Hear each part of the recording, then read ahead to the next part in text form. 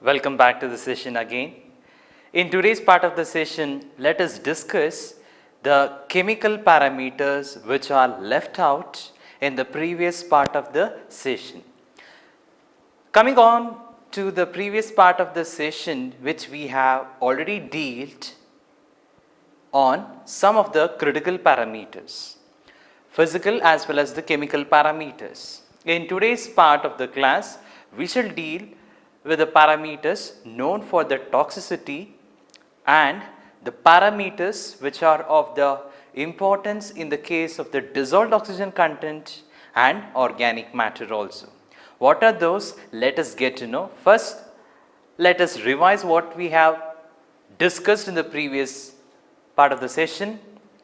Physical parameters, it includes the color as well as the odor. Odor is also determined through the aid of threshold odor number TON, that is volume of the distilled water which is utilized for diluting the sewage in order to render them odorless.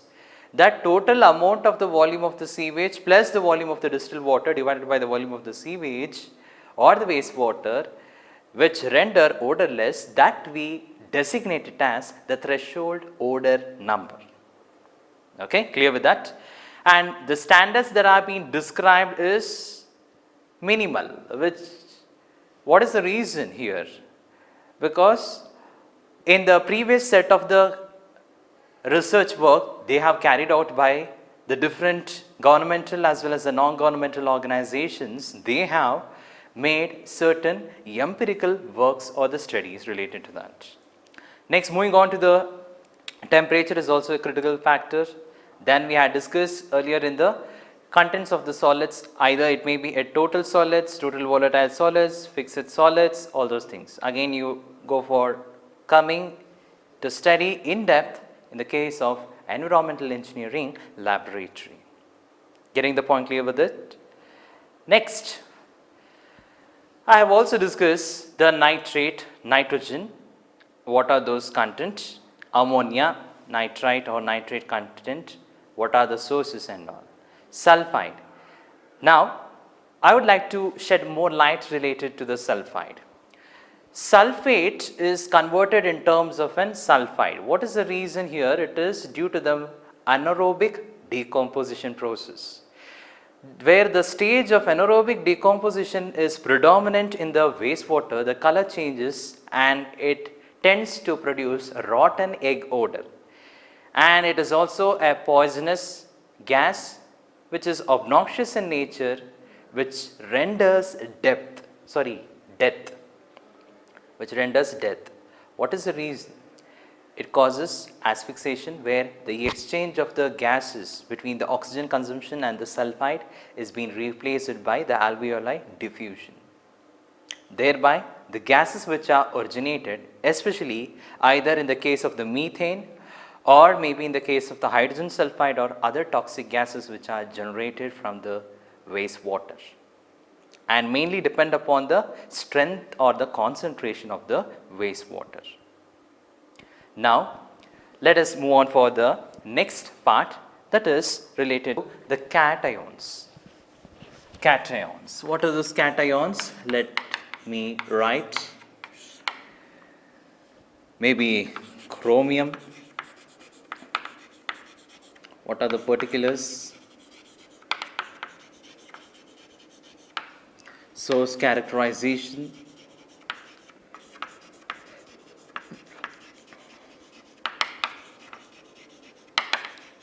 Source characterization.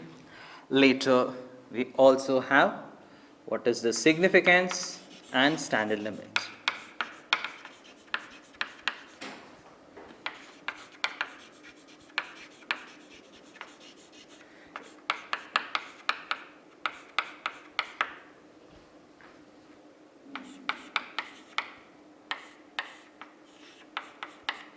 Land. Normally, these cations we designate it as a toxic compound. Why they are most toxic in nature? Mainly, they impart the enzymatic type of the reaction inside the human body. When the enzymatic reaction takes place, the essential parts are driven off and non-essential parts are sticking on to the surface of the enzyme, like a lock and key reaction. For example, zinc, if you consider, a snake venom mainly contains zinc. If a snake bite happens, immediately the blood clotting takes place to the gradual extent. What happens immediately? The thickening of the blood takes place at a very faster rate. This amalgamation, or we call it as a coagulation of the blood, takes place, and that where the clotting of the blood takes place, which tends to have difficulty in breathing and circulation part, and immediately it leads to the death. This is how we consider it. Similarly, in the case of the cations like a chromium or maybe a cadmium, titanium or vanadium, these are also designated as a cancer causing agents which are carcinogenic in nature. If you take a lead, it imparts neurotoxicological effects, mainly affects the brain and malfunction. It also tends to create autism in the modification of the somatic cells as well as the genetic cells also. Getting the point clear with it? Now let me discuss chromium content. Chromium content, there are two types. One is total chromium,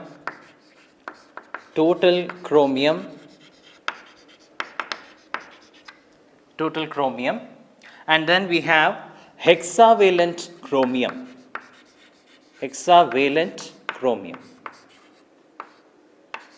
Cr6 plus, which is hexavalent chromium. The total chromium concentration, it is limited to 2 mg per liter in the case of the total chromium,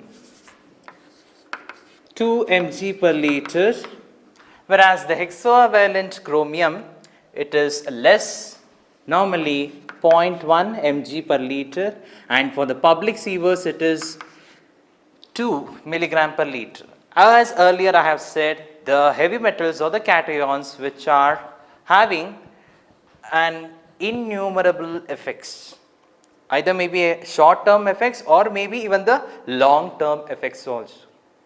Short term effects we call it as acute, long term effects we call it as a chronic effects. Okay. Total chromium, these characterization are mainly sourced from automobiles, the waste discharges that has been entering into the wastewater system or the drainage system. If it is in the case of the combined sewer system, then that particular part of the chromium tends to be carried away and it is inert in nature or conservative in nature. Next, what are the other set of the parameters? Significance, they are carcinogenic in nature, not only for the humans, and it affects the aquatic life or affects aquatic systems.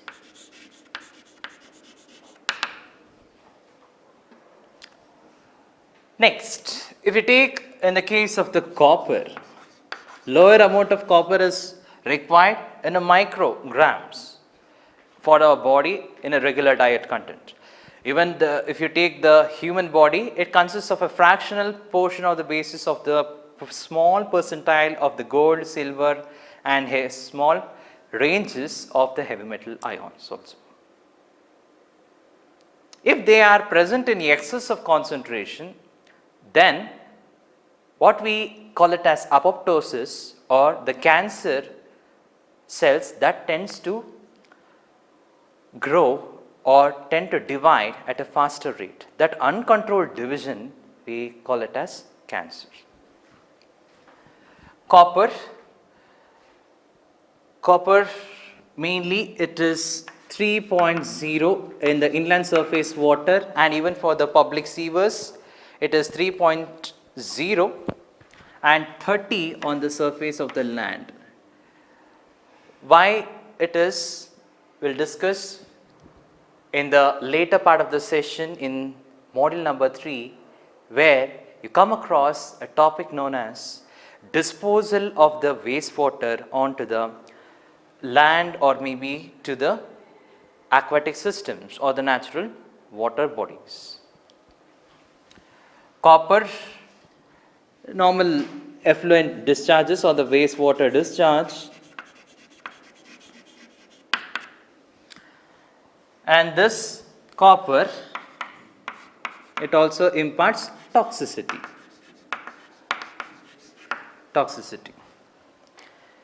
Next, similarly in the case of the lead, it is much more toxic in nature. Lead having the concentration only allowed for the inland surface water is 0.1 mg per liter. Even for the public sewers also it is 0.1, whereas in the case of the land there is some sort of an concession given. Observe it carefully here. And what are the sources? Again, maybe due to the automobile or maybe whatever the pencils they are utilizing, household reagents contain some portion or the percentage of the lead. Okay, household reagents. It imparts neurotoxicity.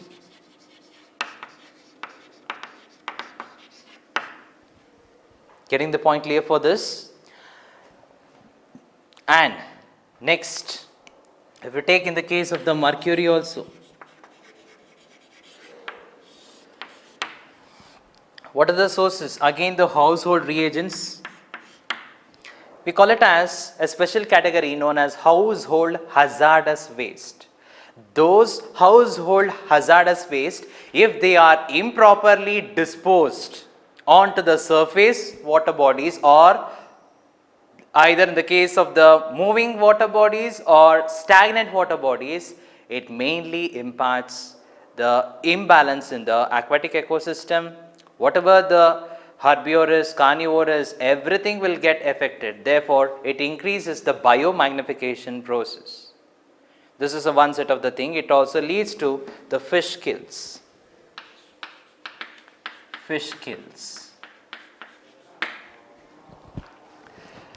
This mercury is very dangerous, thereby much more toxic than lead. Hence, the limited concentration of 0.01 is adopted, whereas in the case of the public sewers and in the case of the disposal of effluents onto the land also, it is very much important.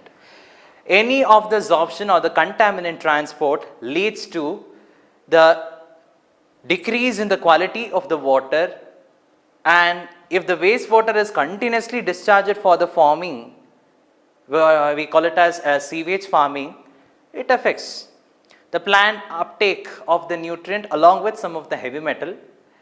That will lead to the biomagnification process. Similarly, in the case of the next important thing, it is selenium. Whatever the electronic goods products and the discarded waste material.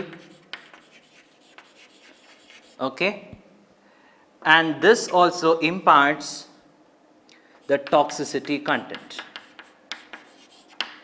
Hence, 0.05 will be the limited concentration that is allocated. Similarly, in the case of the public as well as disposal onto the land. Next important part, these are the heavy metals. Mercury, lead and copper, they can be determined through the aid of atomic absorption spectrophotometer. Sometimes we have even the spectroscopy determination, either maybe UV-VIS only for this limited concentration or certain concentration. If you need to have more accuracy, go for the atomic absorption spectrophotometer.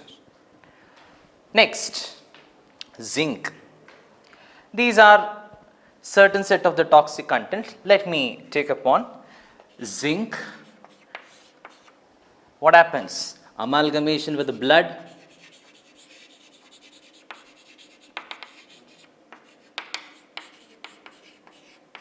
Blood clotting, it takes place. Therefore, sudden death.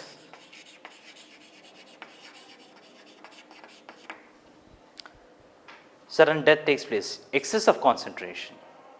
For that, limited concentration is 5 mg per liter and 15 mg per liter in the case of public sewers. If you need to dispose it onto the land also, same criteria. 15 mg per liter. Okay, all these concentrations, they are represented in terms of an mg per liter. Getting the point clear with this, you can observe whatever I have shown in the picture. In the case of the mercury, the Minamata episode plays a very important role. And for the lead content, if you take for the young children, they are severely exposed to the lead. If it has been ingested over a longer period of the time, it retards the rate of response and the IQ content.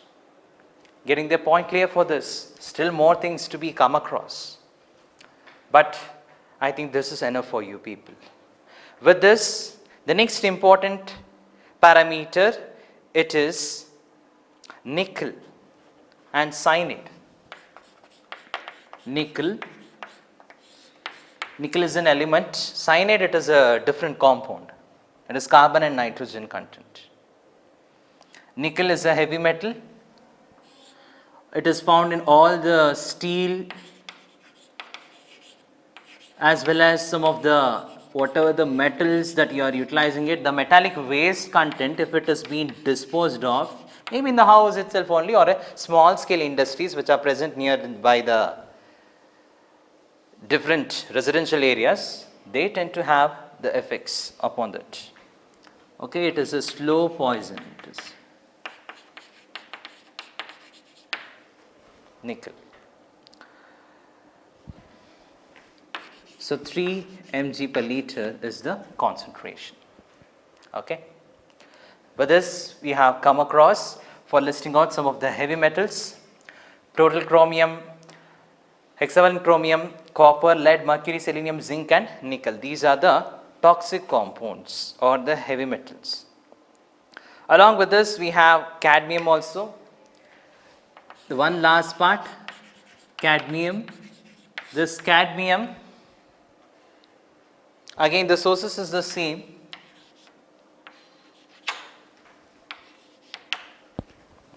Sources is the same itself only, and it is carcinogenic in nature. Carcinogenic in nature. These are the set of the parameters which renders an huge impacts on to the water quality as well as for the human consumption designated purpose and even for the environment also. Either it imparts the aquatic toxicity, killing of the fish and the microorganisms. Some of the heavy metals in higher ranges of the concentration, it tends to kill even the microorganisms also. Microorganisms, some of the heavy metals tends to kill the microorganisms, especially the iron, even the cadmium, lead, mercury and arsenic also. Getting it? Hence, the toxicity is not only for the multicellular organisms, even for the bacteria also. Thereby, the care has to be taken in order to see that these set of the concentration of the parameters are to be limited when it is disposed of into the inland surface water bodies or onto the land. Okay. Next part, it is mainly related to the fluoride concentration. I think fluoride concentration, it doesn't matter so much here, but I need to speak about it. Fluoride is an important parameter as you have come across earlier in the case of water supply and treatment engineering. So, 2 mg per liter is the allowable concentration for the disposal and maximum of 15 mg per liter onto the land environment. This is where we come across for the listing of the parameters and their significance. In this class, here it is phosphate content. Let us get to know. Dissolved phosphate.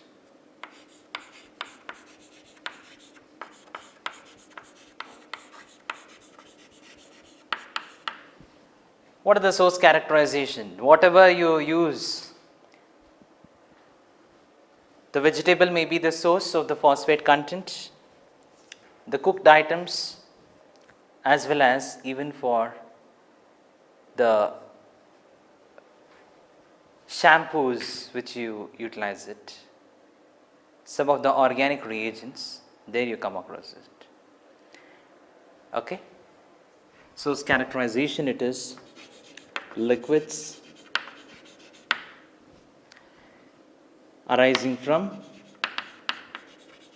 where? From the kitchens, phospholipids, fatty acids there, and even from the lavatories. And in addition to that, the usage of the reagents or the detergents, orthophosphate and all these things which are attached to the organic compound, they tend to have an effect. What are those? It leads to the eutrophication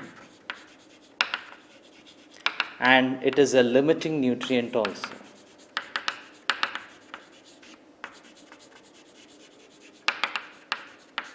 Phosphate, that is a major problem.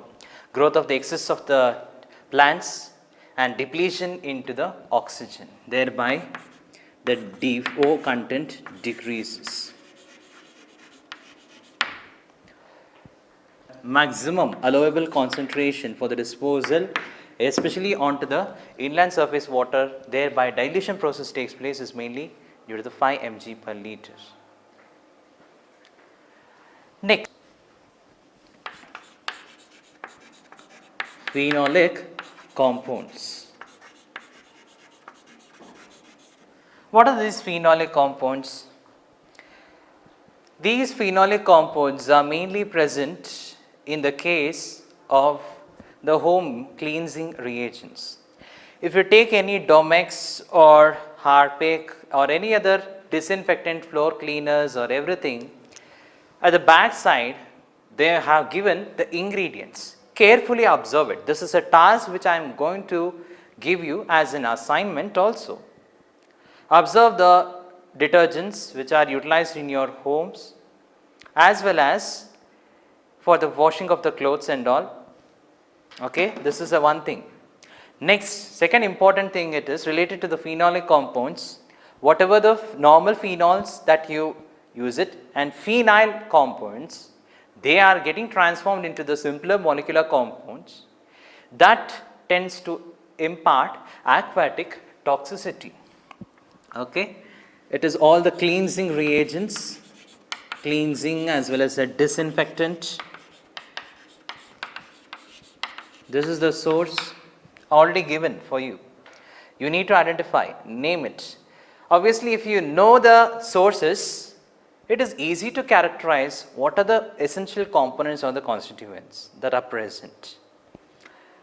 Which imparts the phenolic compounds mainly, it imparts the acute toxicity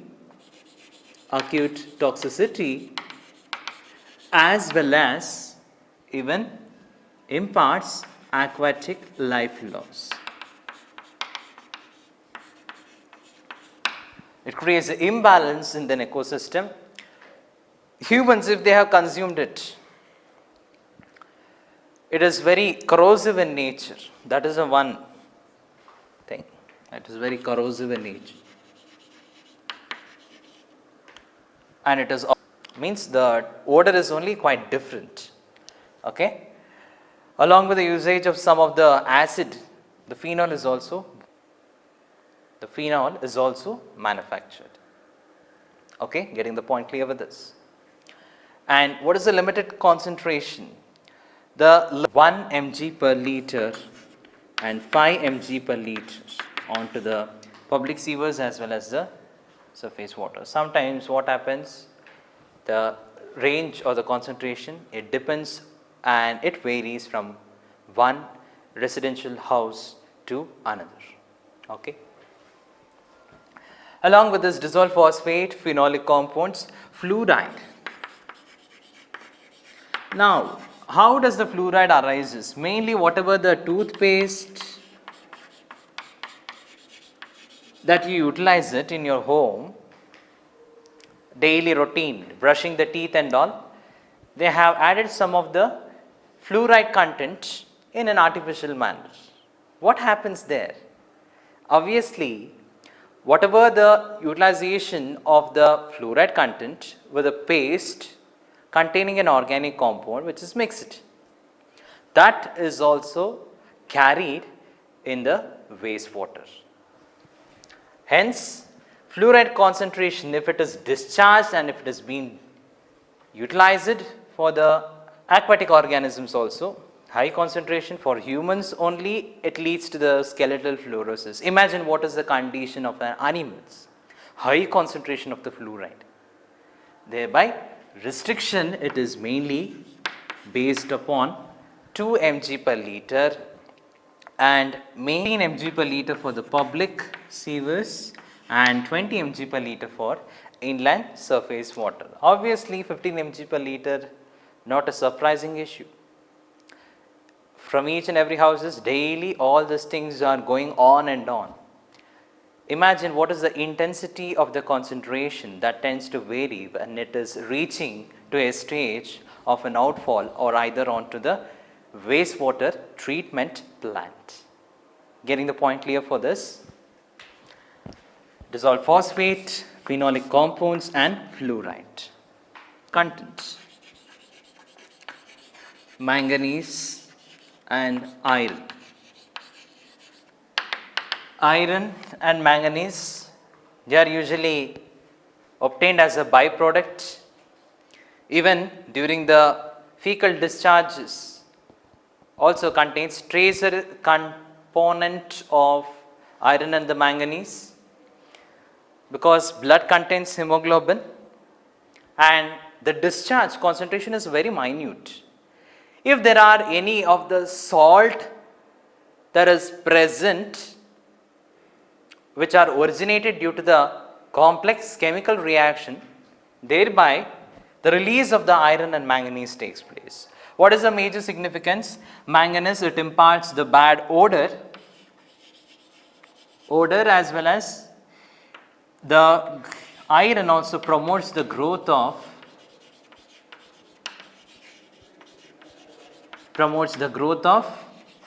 iron bacteria. The precipitation process takes place leading to the corrosion in pipelines. In the public sewers, corrosion also takes place. Thereby, in this regard, the next set is standards which are given. It is inland surface water is 2 mg per liter, for public sewer is again 2 mg per liter, 3 mg per liter for all of them, 3 mg per liter. Manganese causes the odor problem and precipitation. When the precipitation takes place, mainly leading to the formation of oxidation as well as the reduction content, leads to the changes in the odor and it also causes the nuisance. That is a major important thing. Ferric chloride or any complex salt formation also takes place in an easier manner in case of the wastewater. Getting the point clear with this? The next important compound is mainly the chemical oxygen demand. Let me take upon for it. To determine that is the oxygen content is the next set of the parameters. Only one parameters I'll going to explain it, especially the DO content as well as the COD content, that is chemical oxygen demand. What is meant by the dissolved oxygen? That is amount of oxygen which is dissolved in the water. Why? What is the significance of this? DO, the sources and sinks, you'll get to study all these concepts in the next set of the modules also, because there is much more to discuss. And what is the relationship between the dissolved oxygen concentration as well as the biochemical oxygen demand concentration? What is meant by the chemical oxygen demand concentration? For the time being, just remember the chemical oxygen concentration, and moreover, for the fresh sewers in the inland surface water, it has to be 4 mg per liter. For the public sewers, they have not mentioned either on for the land, it has to be at least with a minimum of 4 mg per liter. Keep it in the mind. Freshly prepared part of the, freshly arising part of the sewage mainly consists of the dissolved concentration of oxygen in 4 mg per liter. What happens due to the anaerobic decomposition? The aerobic bacteria first utilize the dissolved oxygen, thereby no oxygen is being left. No oxygen is left. Hence, if the DO content is a negative value, it leads to the anaerobic decomposition. That is the fundamental principles that you need to keep it in the mind. Chemical oxygen demand, mainly it is defined as the amount of the oxygen required to oxidize the organic matter by the presence of the strong oxidizing reagent, normally in an acidified condition. That we call it as chemical oxygen demand. Why it is very much necessary? Whatever the organic matter, as I have earlier stated that, starting from your daily routine activities, you go, get up, have a brush that contains certain organic compounds. Next, what happens? You take the bath, soap, detergents, washing of the clothes, everything contains again another set of the organic compounds. Vegetable waste which are arising, even the fecal or maybe the urine discharges also contain organic compound. All this together combined, we cannot able to designate or to classify what is the each and every ingredients that are being present. For that particular cases, we need to determine the chemical oxygen demand, which is a combination of the biodegradable organic matter as well as non-biodegradable organic matters. For the time being, you get to know what is meant by chemical oxygen demand. Sources I have already stated now, and significance, COD concentration, it is referring to high strength of the wastewater or low strength of the wastewater, mainly with respect to the biochemical oxygen demand conditions. And it is not easier to treat, it is difficult also, because we have another set of the compound known as a refractory organic compound. What are those? Let us get to know in the next part of the class. With this last part, the chemical oxygen demand in the inland surface water should be 250 mg per liter. 250 mg per liter. And even for the public sewers also it is, even for the land also it is 250 mg per liter. Whatever the organic utilization, organic matters mainly. COD, there are different effects. If biodegradable, that is one set of problem by the bacteria. If non-biodegradable, they are conservative in nature, difficult to treat the compound, and the cost of the treatment also increases in that particular manner if you need to dispose it into the inland surface water or onto the land. Okay, with this, I'll be stopping at this part of the stage. Hope you might have understood the concept.